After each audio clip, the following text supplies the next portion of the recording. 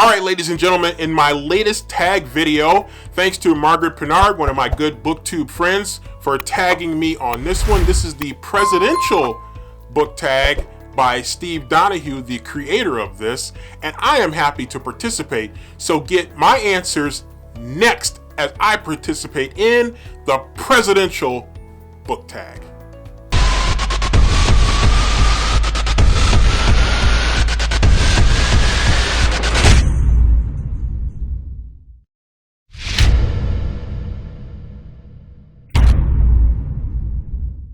Okay, tag number one is the George Washington tag, and it is, what is the first book you remember reading all by yourself with no help from anybody?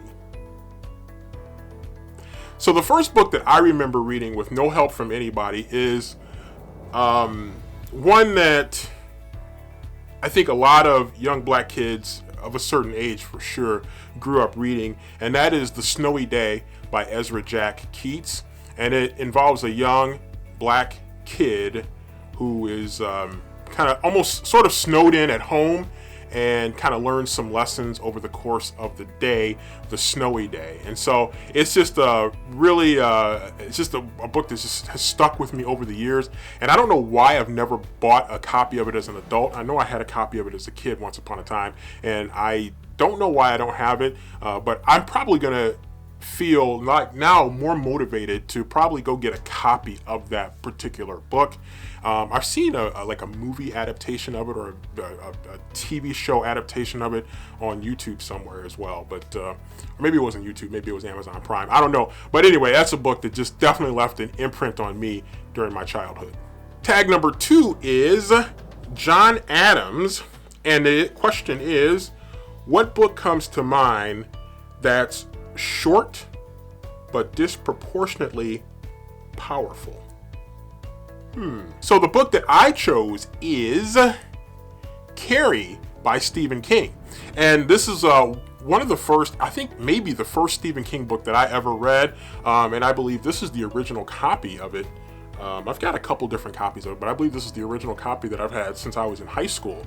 And so this is a special book for me. It really introduced me again to Stephen King, and I just really enjoy the book. It's let me go see how long it is. It's a relatively short book here, and it looks like it's about 245 pages, which is by Stephen King standards, for many of his books, that's relatively in the short range, especially when you compare it to books like The Stand and It, which are certainly significantly longer books. But this is a high impact book. It grabs you right off the bat, and it keeps you hooked from beginning to end. And if you've seen the movie, you'll still enjoy the book. If you've read the book, you'll enjoy the movie too. So this is one of those cases where the book and the movie are both outstanding, and both are highly recommended. Tag number three is Thomas Jefferson. I kind of knew where this one was going as soon as I read the name. Tell us about a book that you like that's written by a very bad person. I really struggled with this one for a while because I find it hard to say that I like it, but I was really intrigued by it, and I really wanted to read it for a long time. Coming up from a journalism background, I was really interested in the Jason Blair case and the issues that he had that became national when he was a journalist for the New York Times. And so when I started hearing about his story originally, I wanted to learn more about it. I was reading articles about it, and I was looking at this documentary, and I wanted to buy it, and then I didn't buy it. And then I found out there was a book by Jason Blair, and some people don't like it when you buy books from people who have dubious paths that they've taken to the point where they would write a book that would be of interest to the public. And so I read his book, which was Burning Down My Master's House by Jason Blair. And so, I mean, I know a lot of people will say he's not a good person because he did some very bad things. He's certainly not an evil person by any stretch of the imagination. But from a journalism standpoint, and for me at the time, being a black journalist, and people look at you a certain way when you're black and in journalism, and people see you get opportunities, and they think that you didn't deserve these opportunities, and that you will not perform at the high level that people would expect from someone who gets opportunities at a high level. I always consider what was the damage that maybe Jason Blair had done to other people who were coming up after him, who, when they got opportunities, they were looked at a certain way, a certain negative way, because of his actions and the way that his actions reflected on other people. So Jason Blair, Jayson, Blair, Blair, go look him up, because it's really interesting when you see the racial politics of what his story did to other African Americans, to other blacks who were coming up, and maybe just minorities in general who were coming up after him, who maybe were looked upon a certain way for the opportunities that they got, whether they took advantage of them the right way or not. Number 4 is Theodore Roosevelt. And the tag is, name a book that has more energy than you do. So I'm going to name a book that in 2020 I had a lot of fun with, and it was a book that I simply could not put down, and I don't say that very often about books. And another thing I'll say about this book is that once I got to the end, I was really sad because I did not want this story to end, and it's The Last Time I Lied by Riley Sager. This is my favorite Riley Sager book. A lot of people will say Final Girl, some will say Home Before Dark, some will say Lock Every Door, and everybody should be looking forward to his latest book, which will be coming out this summer. But this book it takes place at a summer camp. It's a horror story that has sort of the dual timeline thing going on. It's very intriguing. It's a mystery. You're trying to figure out the mystery as it gets to the end, and I really enjoyed it. I could not stop reading it. I carried this book with me everywhere when I was reading it, and then when I got to the end, I started to slow down because I did not want this book to end. Okay, and I was hoping that he would write a sequel to this book, but I'm guessing Riley Sager doesn't do sequels very often, and I saw on Goodreads he said that he was not anticipating doing a sequel for this, so that was a bummer, but this book was not. Next up is Franklin Roosevelt, and the question is there a book that fundamentally changed your conception of reading? Not only reading, but writing. So the book that changed my conception of reading and writing and had just a powerful impact on me is not Stephen King, but the other King, Tabitha King. And this is actually the original book that I got in the 1990s. And these are the tags. These are the many ways that I tabbed. This is the way you tabbed back in the day before you had all those little sticky little things that you would put on there, and they're all color coded and they look all real pretty and cute. This is old school ugly way of doing it, but I am absolutely in love with this book.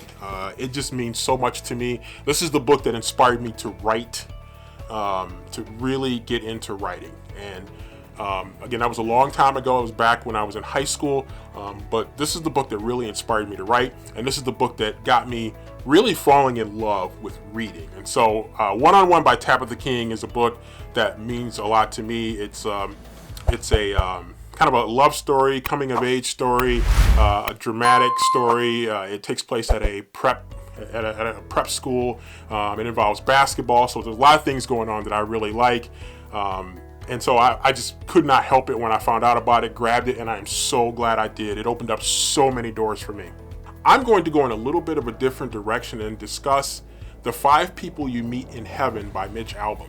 Mitch Albom is a popular columnist in Detroit, my hometown, and he became a national columnist and a media personality, not only on television but on radio, still to this day in Detroit. And then when he started writing books, when he first wrote this one, The 5 People You Meet in Heaven, I was really intrigued by it because it really has to do with an interesting topic about not realizing how special you are and what you've contributed, and thinking that you haven't really done enough, and then being able to see that you've maybe done more than what you actually think. And so that movie, I didn't really see I think I did see the movie. I think it was a movie too, and I think I did see it. But the book really had a significant impact on me. I really, really, really enjoyed it, and I've read other Mitch Albom books since then.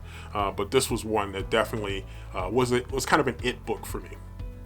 Next up is Gerald Ford from Michigan, the state of Michigan. So this should be very interesting. Okay, so Gerald Ford Have you ever read a placeholder book? Something that only served to get you from one book to another.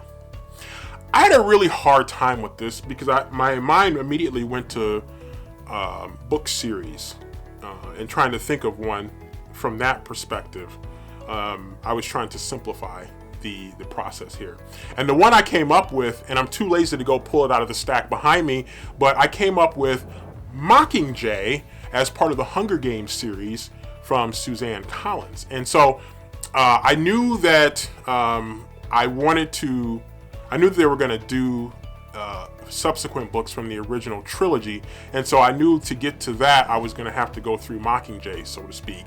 And also it was a bridge to get to the point where I was willing and comfortable watching the movies, because I wanted to make sure that I had read the book before watching the movies. And so I'm really big on that. If at all possible, and I have the option to read the book first before watching the movie, I really would prefer to read the book first.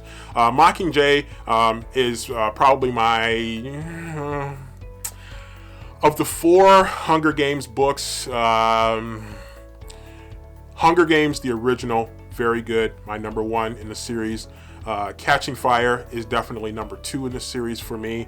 And then you got Mockingjay and the Ballad of Songbirds and Snakes, probably a toss-up between the two.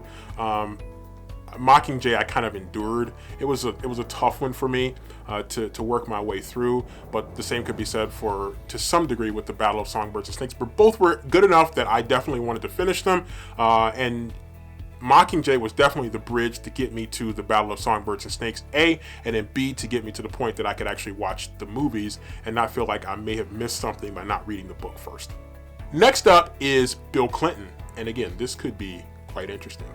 So the question reads, a reading experience you loved despite how sinful it was. I really had a hard time with this, and I simply couldn't narrow it down to any one book. But I like to read a lot of novellas, and again, a lot of books by unknown authors. I like to read some erotica here and there, and those can be to some people sinful. Some people may be more sinful than to other people. I just like to read a lot of different types of stuff, and so some things, are probably sinful, and probably people are like, oh my God, you read that? Oh my goodness. Oh, jeez. And then there's also the banned book argument that we could get into that I won't even get into that. But anyway, I'll leave it at that. Sorry I don't have more for Bill Clinton, but it is what it is. Coming in at number 9 is George W. Bush. We're getting pretty close to the current. We're not going to totally get to the current, but we'll get close. Okay, so George W. Bush.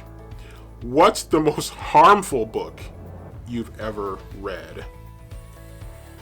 I'm going to go back to Burning Down My Master's House by Jason Blair for all the reasons I said in the earlier question under Thomas Jefferson. So, yeah. I'm going to double dip. I don't know if that's permitted or not, but I'm going to do it since it's my video. And coming in at number 10, last but certainly not least, Barack Obama. Let's check it out. Okay. What's the last great book you read, flaws and all? The last great book I read, I'm going to go back to my 2020 pick for Fiction Book of the Year, and that is My Dark Vanessa by Kate Elizabeth Russell. You've heard me talk about this book a lot. If you want to know more in depth about how I feel about this book, go back and scroll through and check out my Fiction Book of the Year that I shot and edited back in December. It'll tell you all you need to know about this one. But there was a comment in the question about flaws and all.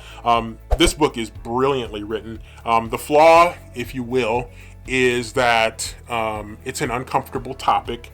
You're talking about an inappropriate relationship, a predatory relationship that led to that was part of a pattern of predatory relationships at a school. So it's a tough topic for a lot of people to read. A lot of people hated on it because they did not like the topic and they found the topic uncomfortable, as well as some of the sexual scenes that are described in the book. But it was a very powerful book. It's extremely well written, and engrossing, just almost impossible to put down.